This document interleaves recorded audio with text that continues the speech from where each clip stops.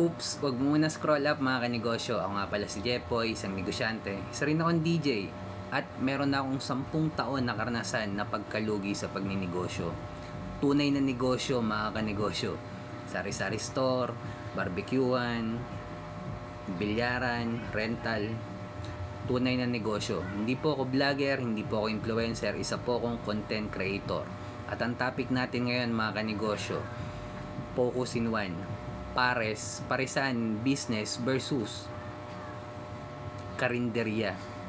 Ito mga kanegosyo, kung nagsisimula ka magnegosyo, advantage mo na to. Kasi ito yung mga hindi ko alam nung nagsisimula ako magnegosyo.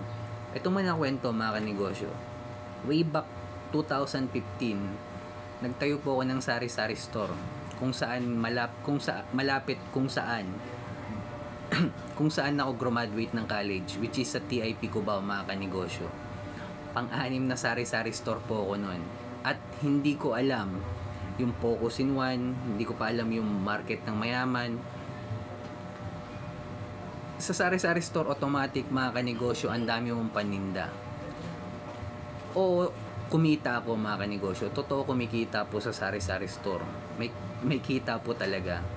Pero ang ang mali sa sari-sari store mga kanegosyo, hindi po natin siya mapapalaki. Ibig sabihin, laging sinasabi sa atin, magtayo ka niyan, pag lumaki magiging grocery. Mali po mga kanegosyo. Pag ang sari-sari store lumaki, malaking sari-sari store pa rin po siya. Hindi po siya magiging grocery kasi magkaiba po ang business model ng sari-sari store at grocery store. Ang karinderya mga kanegosyo, maraming ulam. Walang focus in one mga kanegosyo. Ang dami mong paninda. Minsan kapag hindi naubusan ng ulam, automatic profit loss na yon mga kanegosyo.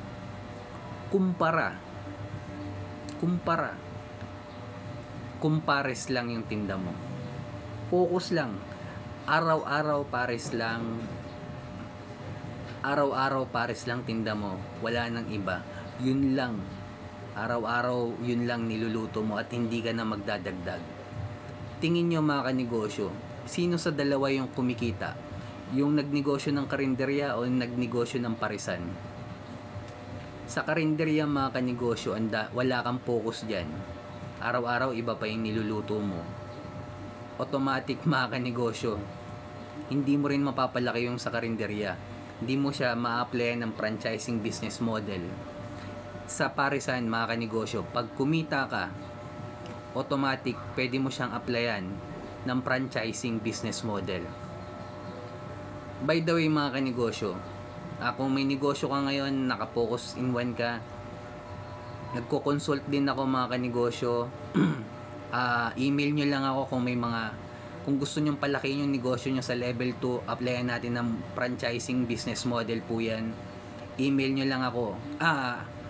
Diyan naman sa bio ko mga kanegosyo. Anyway,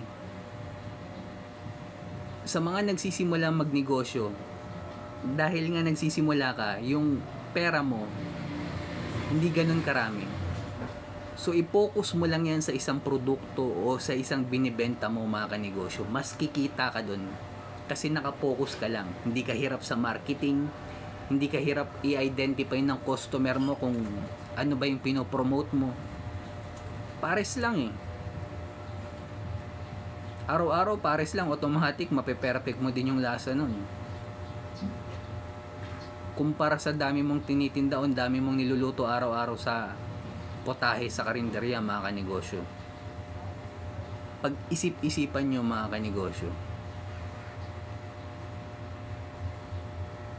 anong dapat mong gawin mga kanegosyo? Kung may negosyo ka na ngayon, halimbawa may sari-sari store ka ngayon mga kanegosyo, huwag mong isara yan.